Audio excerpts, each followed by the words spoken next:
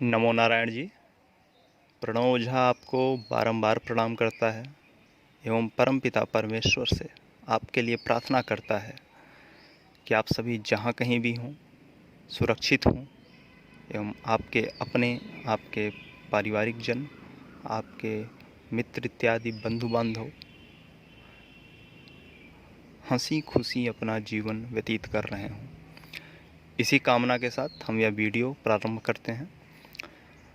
आज का वीडियो है झूठे चंद्र ग्रहण के बारे में। अब आप सोच रहे होंगे झूठा चंद्र ग्रहण क्या है? हमने तो चंद्र ग्रहण सुना था, उपछाया चंद्र ग्रहण सुना था, ये झूठा चंद्र ग्रहण क्या है? तो झूठा चंद्र ग्रहण है 5 जून को। झूठा इसलिए कि 5 जून को चंद्र ग्रहण नहीं है, पहली बात। और दूसरी बात कि बहुत से न्यूज़पेपर में, बहुत से टीवी चैनल्स पे, बहुत से यूट्यूब वीडियोस में, बहुत से फेसबुक पोस्ट्स में या तरह तरह से अफवाहें हैं कि 5 जून को चंद्र ग्रहण है, गर्भवती महिलाएं ये ना करें तो बच्चे ये ना करें, वृद्ध ये ना करें तो ऐसा ना करें, वैसा ना करें। तो स्पष्ट रूप से बता देना चाहता हूँ कि किसी भी भारतीय पंचांग में, प्रमाणिक पंचांग में, चाहे आप ऋषिकेश लेंगे, काशी का महावीर पंचांग लेंगे, गणेश आपा लेंगे या जो भी प्रमाणिक हैं, उनमें कहीं भी चंद्र ग्रहण का वर्णन नहीं है। क्योंकि चंद्र ग्रहण 5 जून को है ही नहीं। है क्या? उपछाया चंद्र ग्रहण। दोनों में अंतर होता है। तो उसको हम जाने इससे पहले मैं थोड़ा बता दूं कि ग्रहण होता क्या है। पहली बात, ग्रहण 2 होते हैं, सूर्य ग्रहण और चंद्र ग्रहण। जो सूर्य ग्रहण होता है वह सिर्फ और सिर्फ अमावस्या को ही पड़ेगा। जो चंद्र ग्रहण होता है वह सिर्फ और सिर्फ पूर्णिमा को ही पड़ेगा। तो ये होता क्या है चंद्र ग्रहण, मैं ये बता दूं कि जो पूर्ण चंद्र ग्रहण होता है वह है कि चंद्रमा एवं सूर्य के बीच पृथ्वी आ जाए। चंद्रमा एवं सूर्य के बीच जब पृथ्वी आ जाती है, जब एकदम 180 डिग्री की सीध में होती है, तो जो सूर्य का प्रकाश है वह चंद्रमा तक नहीं पहुंचता, क्योंकि पृथ्वी ने दोनों के बीच में आके अपना डेरा जमा लिया है। तो यह उस प्रकार से है जैसे कि दो जगह के बीच में कोई लोहे का पर्दा लगा दिया जाए, तो आर पार नहीं दिख रहा ना। तो उसी प्रकार सूर्य की छाया चंद्रमा पर नहीं पहुंची तो चंद्र ग्रहण है। ये होता है जब 180 डिग्री में तीनों सीधे में होते हैं, सूर्य, चंद्रमा एवं पृथ्वी, तब होता है ग्रहण। वाकई में जो ग्रहण कहा जाता है तब होता है चंद्र ग्रहण। तो तभी सारे निषेध मायने रखते हैं, तभी सूतक काल मायने रखता है, तभी सावधानियां मायने रखती हैं कि ऐसा करो वैसा ना करो। ये तभी मायने हैं जब 180 डिग्री पे हों तीनों। तो ऐसा है नहीं इस बार। इस बार है क्या? इस बार उपछाया ग्रहण है। अब ये उपछाया ग्रहण क्या बला है? उपछाया ग्रहण होता है कि जब 180 डिग्री पे ना होकर ये थोड़ा सा दाएं बाएं हो। तो होता क्या है कि पृथ्वी है तो बीच में, लेकिन पूर्ण रूप से नहीं है। तो पृथ्वी पूरा प्रकाश नहीं रोक पा रही चंद्रमा पर जाने वाला, बस पृथ्वी बीच में है थोड़ा। तो पृथ्वी की छाया चंद्रमा पर पड़ रही है, जिसके कारण उसकी कांति थोड़ा सा धूमिल हो जा रही है। जैसे अब दो जगह के बीच में एक कोई कपड़े का पर्दा आप लगा दो, तो पूरा प्रकाश तो रुकेगा नहीं। बल्ब के सामने आप कपड़े का पर्दा लगा दो तो पूरा प्रकाश नहीं रुकेगा, लेकिन हाँ थोड़ी धूमिल हो जाएगी कांति, थोड़ी उसकी जो प्रकाश की मात्रा है वो थोड़ा कम हो जाएगी। तो वो है उपछाया ग्रहण। इस बार भी यही हो रहा है 5 जून को कि उपछाया ग्रहण है। तो उपछाया ग्रहण में किसी भी प्रकार का सूतक मायने नहीं रखता है, किसी भी प्रकार का निषेध मायने नहीं रखता है। आप बालक हैं, वृद्ध हैं, रोगी हैं, गर्भवती महिलाएं हैं, कोई भी हैं, उन्हें किसी प्रकार डरने की आवश्यकता नहीं है। यह ग्रहण एक त्योहार है। त्यौहार क्योंकि हमारे लिए अवसर लेकर आता है। इसमें हम कोई मंत्र सिद्ध कर सकते हैं, वह प्रभावी होगा, लेकिन हमें किसी प्रकार का घबराने की ज़रूरत नहीं है, क्योंकि यह पूर्ण ग्रहण है नहीं। क्योंकि बहुत से लोग बार बार कह रहे हैं कि कुछ आप इस पे वीडियो बनाइए, कुछ इसके बारे में बताइए। और सही बात भी है कि चंद्रमा का संबंध मन से है, और चंद्र ग्रहण की हल्ला है, हवा है ना, अफवाह है, तो लोगों के मन में बैठ गया है। अब जो मन में बैठ गया भाई, सच तो वही माना जाएगा, है ना। ऊपर से इतने सारे यूट्यूब वीडियोस आ गए, इतनी सारी चर्चाएं हो गई, टीवी से लेकर न्यूज़पेपर हर जगह छा गया कि ऐसा ऐसा ऐसा, तो अब सब मान रहे हैं कि 5 जून को है। तो आपके मानसिक संतोष के लिए हम कुछ उपाय बता देते हैं कि क्या आप कर सकते हो या क्या आपको करना चाहिए। लेकिन फिर से हम दोहराएंगे कि बिल्कुल भी पैनिक होने की आवश्यकता नहीं है, कोई भी चंद्र ग्रहण नहीं है। देखिए, ये भी पीछे से समर्थन कर रही है मेरी बात का। तो यह चंद्र ग्रहण वृश्चिक राशि में लग रहा है, ज्येष्ठा नक्षत्र में लग रहा है। इसमें महिलाओं को, गर्भवती महिलाओं को किसी भी प्रकार का निषेध करने की आवश्यकता नहीं है। आप जैसी दैनिक दिनचर्या आपकी रहती है, आप वैसे ही रहें। लेकिन फिर भी मानसिक संतोष के लिए आप थोड़ा सा अपने गर्भ को, अपने पेट को, अगर गाय का गोबर हो तो उससे लेपन कर सकती हैं। यदि वह ना उपलब्ध हो तो आप मानसिक संतोष के लिए एक जल भरा नारियल अपनी गोद में रख सकती हैं। वह नारियल रात भर रखना है ग्रहण के काल में, जो कि लगभग 3.25 घंटे का है। ग्रहण का काल कब तक है? लगभग 11:15 बजे आ जा रहा है, 11:15 के आसपास रात में। यह 5 जून की बात हो रही है। और रहेगा कब तक? 2:33 से 34 तक है। तो ये लगभग जो 3.25 घंटे का, 3 घंटे 15-16 मिनट का वक्त है, इसके बीच में ग्रहण रहेगा। तो ये 3 घंटे आप नारियल अपने पास रख सकते हो, और फिर सुबह कोई अगर नदी तालाब है तो उसमें प्रवाहित करवा दीजिए, नहीं है तो कहीं भी पेड़ इत्यादि के नीचे उसको छुड़वा दीजिए। यह भी ना कर पाएँ तो एक काला धागा आप अपनी हाइट का, जो भी आपकी हाइट हो उसका माप का ले लीजिए, और फिर आप जहाँ भी बिस्तर पे लेटी हैं या कहीं भी, तो वहीं कहीं खूंटी पे से लटका दीजिए। बांधिएगा मत, गांठ नहीं होनी चाहिए, गांठ मत लगाइएगा, ऐसे ही लटका दीजिएगा। तो सुबह इसे भी प्रवाहित कर सकती हैं। राजस्थान वाले बंधु हैं, अफ्रीका वाले बंधु हैं, या कहीं भी रेगिस्तान वाले बंधु हैं, तो जहाँ नदी आपको नहीं मिल रही है तो वहाँ पे क्या करना है कि किसी भी पेड़ इत्यादि के नीचे भी उसे आप छोड़ सकते हो। ठीक है। इसमें जो हम तुलसी का उपाय करते थे कि खाने पीने की चीज़ों में सभी में तुलसी रख देना है, तो इससे वह अशुद्ध नहीं होगी। इसके बाद में हम जो फिर ग्रहण के बाद तुलसी एवं गंगा जल का सेवन करते थे, घर में गंगा जल का छिड़काव करते थे, तो आप अपने मानसिक संतोष के लिए यह फिर से कर सकते हैं। लेकिन इसकी आवश्यकता नहीं है। यह सिर्फ आपके बताया कि जैसे मैंने, चंद्रमा मन से संबंधित है, वृश्चिक राशि में है, तो नीच का चंद्रमा रहेगा। तो ऐसे ही लोग जो डिप्रेशन में है या जो मानसिक रोगों के शिकार हैं, जिनको शंकाएं रहती हैं, डर रहती है, सहजता रहती है, बात बात पे रोना आता है, घर में आंतरिक कलह इत्यादि बढ़ती है, तो उन पर थोड़ा ज़्यादा प्रभावी हो जाएगा। इसलिए नहीं कि ग्रहण है, इसलिए कि चंद्रमा भी नीच का रहेगा और ऊपर से ग्रहण का हल्ला। तो इसलिए मैं बता रहा हूँ कि आप अपने मानसिक संतोष के लिए ऐसा कर सकते हैं। इसमें और जो निषेध होता है कि किसी धारदार चीज़ का प्रयोग नहीं करना, सुई हुआ, चाकू हुआ, कैंची हुआ, तो ये भी आप अपने इच्छानुसार इसका पालन कर लीजिए, आवश्यकता नहीं है।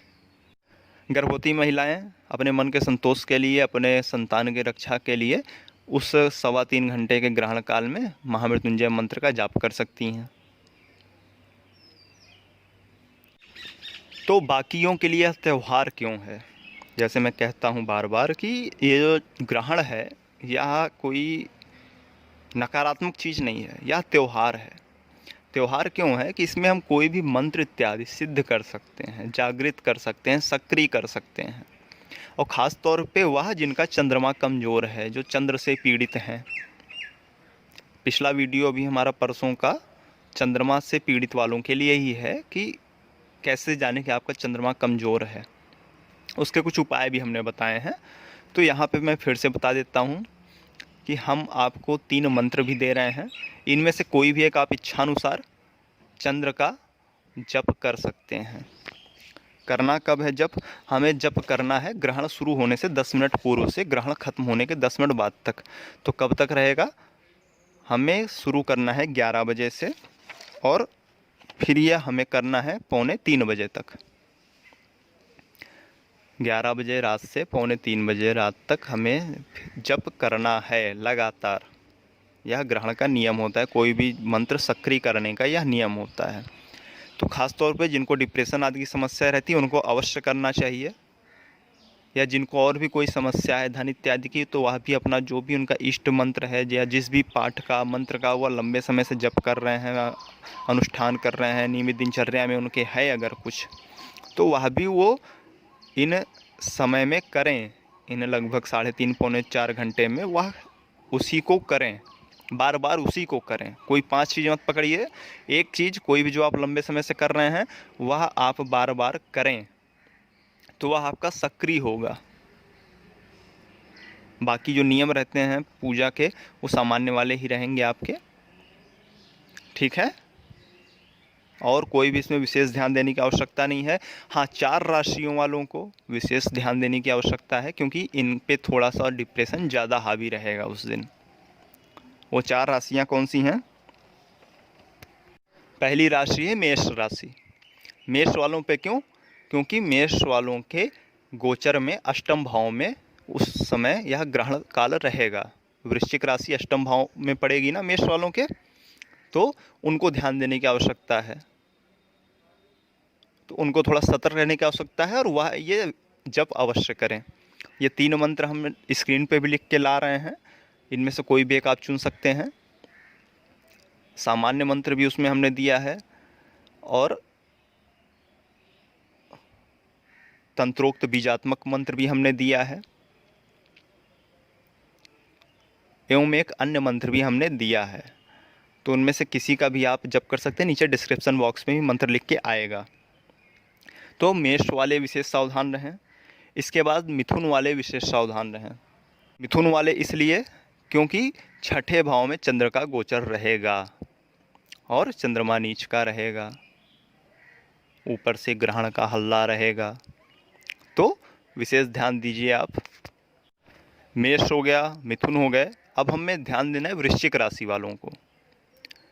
इनके लग्न में ही यह ग्रहण काल रहेगा, यह उपछाया ग्रहण लग्न में ही लगेगा, तो आपको विशेष ध्यान देने की आवश्यकता है, क्योंकि चंद्रमा नीच का रहेगा तो मानसिक अवसाद इत्यादि स्वाभाविक है कि थोड़ा बढ़ेगा।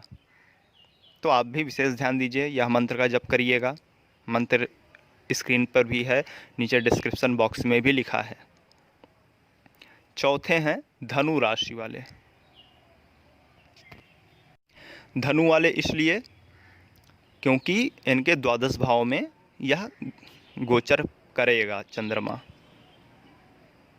तो इनकी भी नींद इत्यादि डिस्टर्ब होना या तरह तरह के झंझावात मस्तिष्क में चलते रहना यह कॉमन होगा उस वक्त।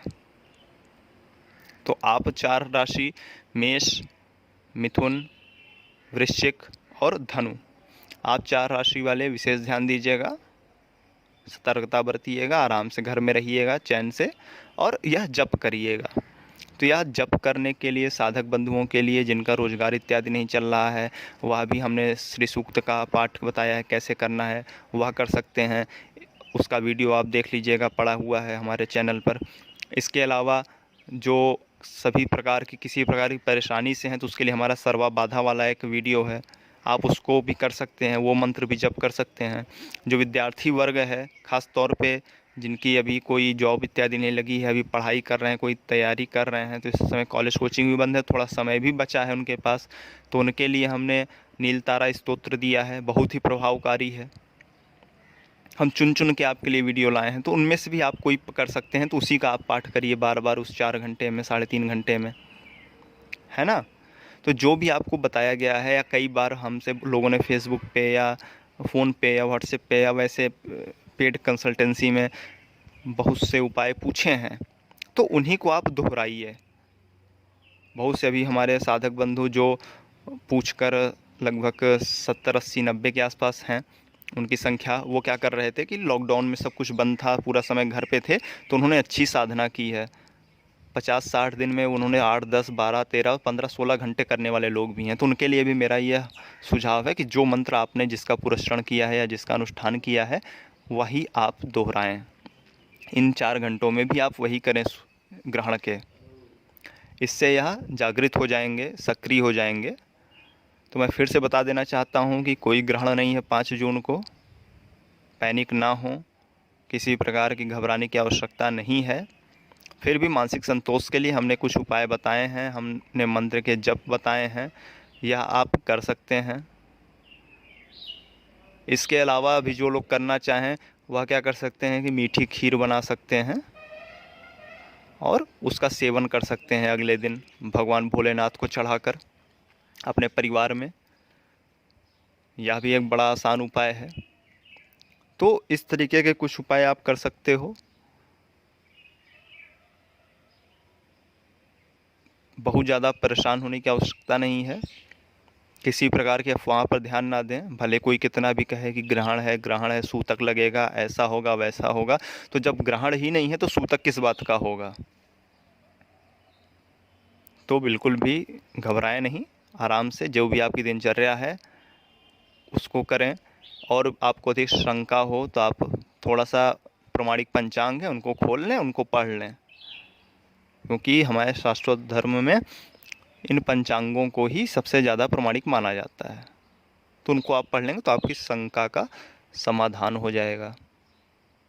ध्यान रखें या जप अवश्य करें जो भी डिप्रेशन में है, जिनका भी चंद्रमा थोड़ा सा कमज़ोर है, क्योंकि ध्यान रखिए पृथ्वी का 70% से अधिक चंद्रमा है, मतलब जल है। हमारे शरीर में 70% से अधिक चंद्रमा है, मतलब जल है।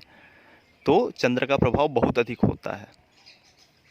मन को जिसने साध लिया उसने सब कुछ हासिल कर लिया, है ना। तो इस मन को साधिए। चंद्र के 3 मंत्र हमने दिए हुए हैं स्क्रीन पर भी, डिस्क्रिप्शन बॉक्स में भी। उनमें से किसी एक का भी अगर किसी का आपने पूर्व में किया हुआ है जप, तो उसी का जप करें 3 घंटे 4 घंटे लगातार, और चैन की बांसुरी बजाइए। तो अब हमें आज्ञा दीजिए। 21 जून को सूर्य ग्रहण पड़ रहा है, वह भारत में पड़ेगा, उसके लिए हम वीडियो जल्दी ला देंगे। तो आप अपने जो माता पिता हैं, भाई बंधु हैं, या कोई आपकी जानकारी में प्रेग्नेंट लेडी है, उन तक ये वीडियो अवश्य पहुंचाएं, ताकि वह निश्चिंत हो सकें अपने बाल गोपाल के प्रति, अपने संतान के प्रति। वह निश्चिंत हो सकें कि उनका जो भी संतान आने वाली है वह सुरक्षित है, किसी प्रकार का कोई खतरा नहीं है उस पर। तो अपने बंधु बांधवों तक ये वीडियो पहुंचाएं, शेयर करें। और फिर अब हमें अनुमति दीजिए। खोज हमने किया है, आप सिर्फ अनुभव करें और आनंद को प्राप्त हो जावें। लाइक करें, शेयर करें और सब्सक्राइब कर जुड़ जावें। श्री राधे।